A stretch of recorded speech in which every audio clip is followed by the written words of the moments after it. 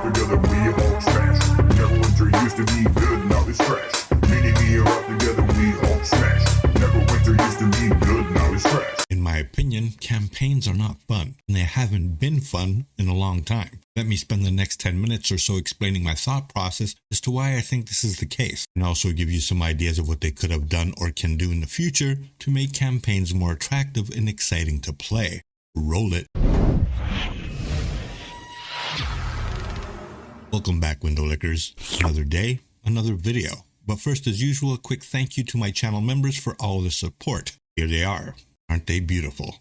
You can also become a member by clicking join next to the sub button, and I also have a Discord link and merch link in the description. But now, back to our video. Chapter 1, Preparing You for Entry. What did he say? Anyone who thinks that creating the same content over and over again makes you a good MMO must also think that sitting in a garage can make you a car.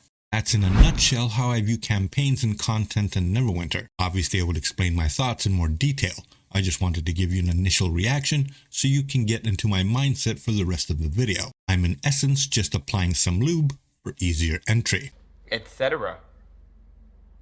It's a given that we won't all agree on what I have to present to you in this video. We all have different reasons to enjoy or dislike content in Neverwinter, and our motivations are also very different. It's more or less the same, metaphorically speaking, as me being an ass man and you having a foot fetish. We're just not going to enjoy the same things equally. What did he say? You touch my tra-la-la. My ding-ding-dong. And that's okay, because we are not a hive mind collective like the Borg from Star Trek. We are bored. Chapter 2, Aspiring Campaignist. Neverwinter is full of campaigns. A total of 24 of them have been introduced since the game released on the 22nd of August in 2013. There's Fury of the Feywild, Shadowmantle, Curse of Icewind Dale, Tyranny of Dragons, The Rise of Tiamat, Elemental Evil, Strongholds, Underdark, and the Maze Engine. And don't worry, there's more campaigns. I just needed to stop here to explain the next 3 campaigns, because here's where they start experimenting with a new format by adding expansions to the campaign themselves. The player base called them Part B, even though they were named expansions. So the Storm King's Thunder campaign had the Sea of Moving Ice expansion, and Cloaked Ascendancy had the Shroud of Souls expansion, and then lastly the Tomb of Annihilation had the Swords of Chult expansion. And this is where this model of released content ended, and they went back to the singular campaign releases with no expansions or Part Bs. This started in 2016 and ended just before the end of 2018. Personally, I'm glad they scrubbed that idea because I certainly wasn't a fan of it. The rest of the campaigns were the Lost City of Omu, Ravenloft, The Heart of Fire, Undermountain, Uprising, Infernal Descent, Avernus, Sharandar, and just another quick stop right here at Sharandar. The original Sharandar was released a long time ago, but they removed it only to re-add the new Sharandar, which nobody's a fan of, and if you are a fan of it, there's something definitely wrong with you. Generally, most of the player base considers the old Sharandar way better. Then, we also had the Jewel of the North, Dragonbone Vale, Dragonslayer, and North Dark Reaches. That is a crap ton of campaigns in almost 10 years of the game's existence. But what is a campaign? A campaign is a continuing storyline or set of adventures. The purpose of the continuing storyline is to introduce a further aspect into the game, that of development, improvement, and growth of your characters. In other words, it's a questing system which usually features a series of interlocked quests, dungeons, or trials that must be unlocked by performing various activities and spending various resources gathered during the campaign. And to be more specific, campaigns usually have all or some of this type of content. Tasks that need to be completed to progress further into the storyline. Time gates with weekly caps on progression and currencies. Repeatable daily and weekly quests.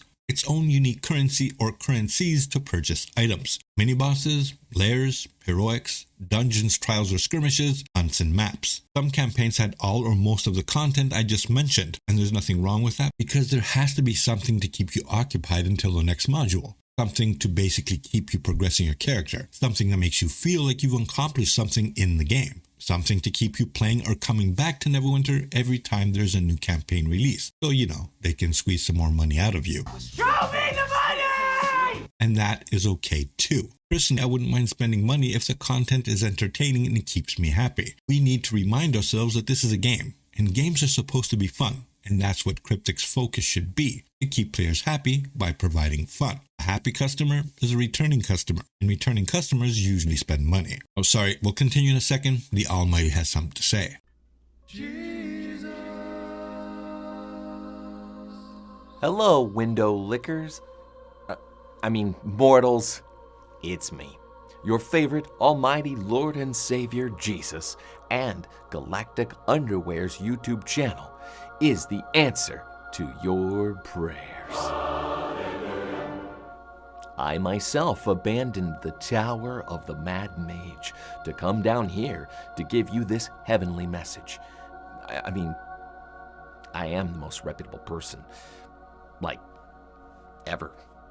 So subscribe to Galactic and like all his videos. He's out of this world. Follow Galactic and he'll shine a light on your path to salvation.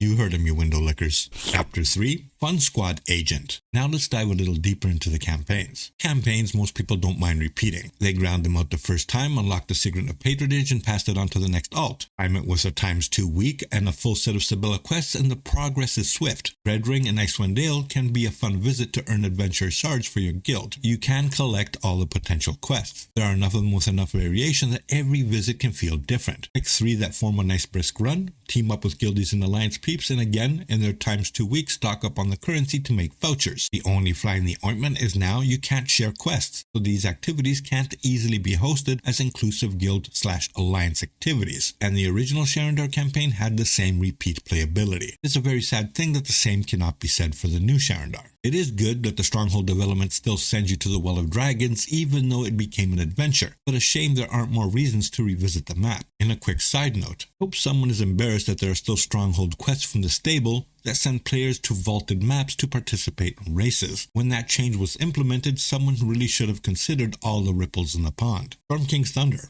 A lot of people dislike this campaign because of its length, especially the way its repetitive mechanisms and Von and Blood requirements throttled progress. And I really want to like the River District, and once upon a time I did. It has lots of cool sounding aspects that interact with each other, but if you weren't there when it was new, it's difficult to work out what connects with what. I want to unlock the chest keys, I want to unlock the instances, but when I weigh up the benefits versus the hassle in my mind, let's just say it will happen when it happens. Nothing's there to push it to the top of my priority list besides the Mirage weapons, but it does have a few good functions that should still exist in the newer campaigns. Example, the way you controlled the heroics and when most of them were activated, and the integration of dungeon bosses into the questline or lairs, with most if not all of their mechanics included. It was a very smart way to familiarize the player base with some of the dungeon mechanics before diving into it head first blindfolded. Sadly, they didn't continue that model, which would have helped newer players without needing to search YouTube, Google it, or trial by fire. I've had a lot more patience with the jungles of Chult though, since it became possible to use Genie's gifts to speed up progress. Too few repeatable quests in Shoshin Star means they get stale fast, and every visit becomes indistinguishable from previous visits. Omu is far less tedious, however, and oh yes, the chain of scales for those tanky folks. Ravenloft has its unique day and night cycle and robust flavor that is different from elsewhere, and an engaging plotline that flows nicely. If only we had more reasons to go back. Valenha's, in my opinion, is also well balanced, a nice level of grind versus progress, but again, once you have got your Forges box and progress past the point where Juma bags are giving useful things, there's little purpose in going back. And there is the trend right there, right in front of your faces. Early campaigns had a wealth of repeatable quests with enough variety that unless you choose to only do the same few every time, every visit can feel different, have interesting corners to explore, skill nodes scattered around to offer you chances at insignias, minor chests to search for, and all of which seem to have gotten fewer and fewer in the newer content. The oldest campaigns also still have valid links to current and reoccurring goals within the strongholds. Furnace definitely shows the early signs of rot, and New Sharandar is worse. These campaigns becoming legacy, benefiting from signets of patronage, ×2 weeks, and genie gifts cannot come too soon. Or better yet, turn Sharandar into an adventure so it can be one and done, with no need to return for anyone, and add a decently medium value voucher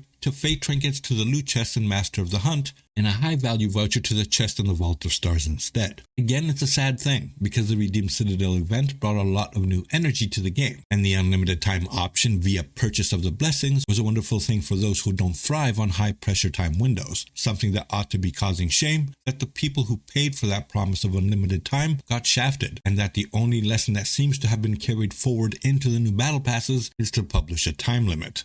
Chapter 4, Head of Quietly Judging. Now let's discuss the main problems with campaigns, which I already briefly talked about to some degree a few minutes ago. One of the glaring in-your-face problems, at least in my opinion, is the lack of innovation and ideas. I mean, I understand that 10 years ago the campaign design was more exciting and probably still is exciting for new players because questing is way more fun for someone who hasn't been around for a long time and is experiencing something new. But if you give those players enough time, they will also see that there isn't much that makes one campaign different than another. Sure, the graphics and the visuals look slightly different, at least the ones with non-recycled content. The name of the campaign changes and the story along with it, but everything else more or less is just more of the same. There was far less recycled content in the past than there is now. Lazy developing or trying to save a penny and cut costs here and there is why they recycle in the first place. Recycling content costs them way less money and way less time, since it's already available and doesn't really need to be created from scratch. Campaigns get boring fast because the lack of variety and content forces you to do the same thing over and over again. Take the most recent module North Dark Reaches as your example. All you see is players running around in circles doing the heroic trains to get currency they need to progress with their boons or get something that they need to progress in general. I'm so dizzy, my head is spinning. There's nothing wrong with doing heroics, there just isn't more to do besides heroics. And the things that are left to do are the same as they always are. Quests, and quest again, and then go do some more quests, and quest again, and then go do some more quests, and oh, did I mention doing quests again? How about adding fun activities like maybe a PvP arena inside the zone, or a new mini event like Avernus had with running around in a Doom buggy? Well, the Doom buggies weren't exactly an event, but they could have been. That's another lost opportunity. But something like who can achieve the furthest jump, or who crashes the least amount of times, or who kills more demons by running over them type of events that offer rewards, like maybe extra refinement, maybe some cool title or unique fashion that can only be earned by campaign-specific activities that are different in every campaign, but offer some fun outside of questing and heroics. Because campaigns shouldn't be just about serious grind or just achieving goals. It should also be about having fun with your friends, doing silly things that make you laugh and have a good time. Oh my god. No, no. He threw me in the lava.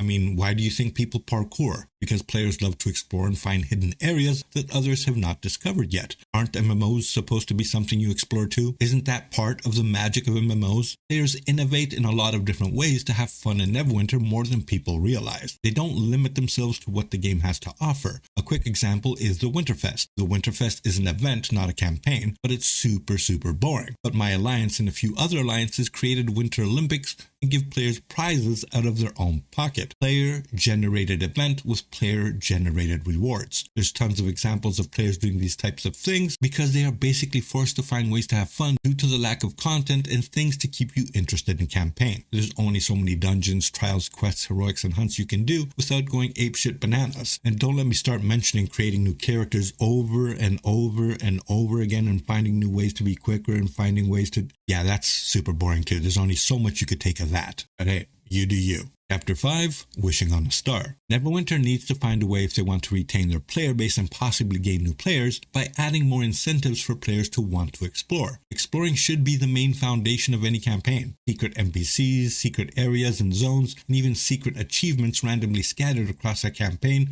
are super exciting. Nothing beats the feeling of discovering something new. But what would I actually wish for? Well, here are some ideas. About campaigns cycling from current into legacy on a predictable schedule again.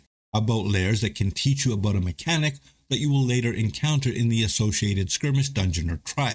How about lots of sundry things to give pleasant surprises for players when they are found, but also have some relevance for character development? How about some consistency in dungeon and trial unlock, preferably making them account-wide rather than character only? How about class and race specific quests that bring new relevance to old maps? How about quests or sources via campaign pages for stronghold resources? How about enough repeatable quests of different types to get sufficient variety and experience with each visit? How about adding something unique to every campaign, just like Avernus had the Redeemed Citadel and Juma bags, and like the Dragon Slayer campaign had Ancient Dragons. Unique to each campaign content outside of dungeons or trials will keep players coming back as long as the rewards reflect their effort. How about stop adding recycled content? A new campaign should be completely new. How about adding multiple quest paths with different outcomes depending on the choices you make to add more variety? about creating a living, breathing world where your actions shape the world around you. For example, if we fail at a specific heroic, the mobs in that area will double and make things more difficult for you. We saw a taste of this in the Redeemed Citadel when the Citadel changed over time, or the old Tyranny of Dragons where on-map activities influenced trial loot. How about adding in-zone PvP with rewards? Maybe even add mini events in every campaign to keep the fun rolling. And add way more exploring opportunities with hidden rewards and achievements. There's probably tons more I could add to this list, but I think what I've added is sufficient enough to keep people happy. Cryptic, all you have to do is simple. Make Neverwinter a place where people want to spend time, or even waste time, where the opportunities for fun encourage people to linger instead of shaving every activity down to bare bones and rushing to escape the tedium. And that's all I have to say. Let me know in the comments if you agree or if you have any other opinions that you would like to add to what I said in this video. Thank you for sticking around. Don't forget to like and subscribe if you haven't already. It helps a lot. Galactic here. Peace out. Stay safe. I'ma mix you and mash you and twist you and bash you and stick it in your hiney till you have to use the bathroom. We go in and out and in and out. I hit you with my mace and then I pop you in the snout. I'm sorry. I know you're probably salty that I